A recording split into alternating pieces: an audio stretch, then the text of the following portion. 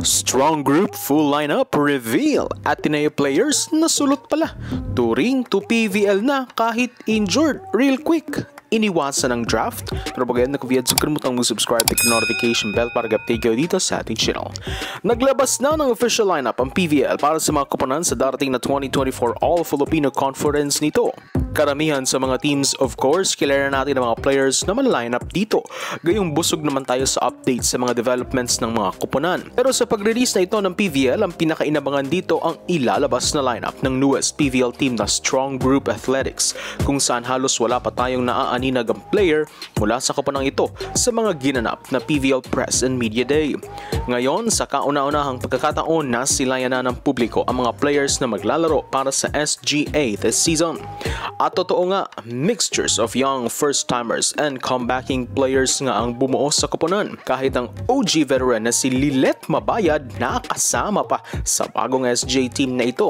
Ilan sa mga nakita rin sa official lineup ng SJ ay sina Suzanne Raslan, Justine Rebeleza, Ja Santa Maria, Mary Joy Onofre, Shika Jeannie Spinosa, Grenlen Malapit, Noheli Serdena, Shumsi Kaule, Dolly Versosa, Sara Verciao, Javen Sabas, Vida Guillema, Nikki Baldizanso, Valisa Fornilos, Rose Jauculan at Melanie Romero. Maaaring hindi kayo pamilyar sa ibang pangalan pero yes, sila ang bumubuo sa SGA team. May mga ilan naman dito na dati na nating nasaksihan sa PSL o di naman kaya mas kina sa PVL.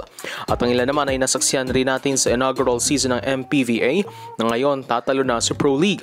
Honestly, napakaswerte ng mga players na ito na makabalik sa spotlight ngayong alam naman natin na mas malaki pa rin ang benepisyo nila kapag sa professional league sila maglalaro kumpara sa mga amateur leagues.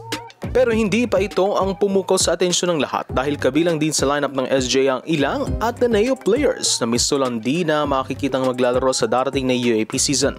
Playing for SJ rin sina Ateneo promising stars Ayumi Furukawa, Jin Decauco at John Kane.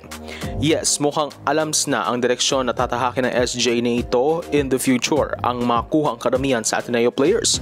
Well, we're proud of for these girls na makatalon sa Pro League lalo pa hindi naman na sila ganoon nabibigyan ng panahon sa collegiate scene. Hindi rin nakakapagtaka for SJ na makakuha ng players sa Ateneo gayong ang management ng team ay malalapit sa Ateneo and in fact, mga dating players ng Blue Eagles. Ang kanilang team manager na si Jacob Lau ay dating bahagi ng Ateneo men's basketball team at syempre si Kiara Cruz na dating Ateneo Lady Eagle. Actually, halos mga kasabayan ni Cruz sa mga players na ito ng ABE na nasa SGA na ngayon. Samantala, dumako naman tayo sa sister team ng SGA na Farm Fresh Foxies. Ginulat din ng Foxies ang mga fans sa lineup ng kanilang isinumite sa PVL para sa darating ng conference.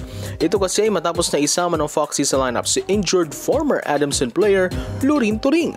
Yes, isang nakagulat na development ito kung saan after a few days ng kanyang anunsyo na hindi na siya maglalaro sa Adamson sa kanyang huling season sa UAP ay real quick napunta na agad ito sa Farm Fresh. Well, tingin ko matagal na itong plano at ngayon lang na isa formal gayong wala na rin namang UAP commitment si Turing. Pero for sure hindi pa ito makakalaro this conference dahil nga sa kanyang injury. What's interesting dito ay ang galaw ng Farm Fresh. Ngayon lang ako nakakita ng koponan na willing mag-sign and magbayad na sa mga players kahit hindi nila ito nagagamit o nakakapaglaro para sa kanilang koponan. Ganyan siguro kayaman at kagalante ang owner ng Foxies na he can spend millions para magpagaling ng isang player sa injury at bayaran ito kahit hindi nila nagagamit. Bukod kasi kay Turing si Julie ang isa pang injured player ng Foxies. Mga players na hindi basta-basta ang kalibre. Pag gumaling ang mga players na ito sa bagay sa injury, ang Farm Fresh naman ang makikinabang ng kanilang talento at the end of the day. Bukod dyan, posibleng hakbang rin ito ng Farm Fresh management and coaches para kay Turing na maiwasan niya na ang draft system. Kumbaga, siguruhin na natin at bakura na ang player bago pa ito makuha ng iba. So throughout the Edzig of Wars upon this channel, please don't subscribe to notification bell to update on my coming videos.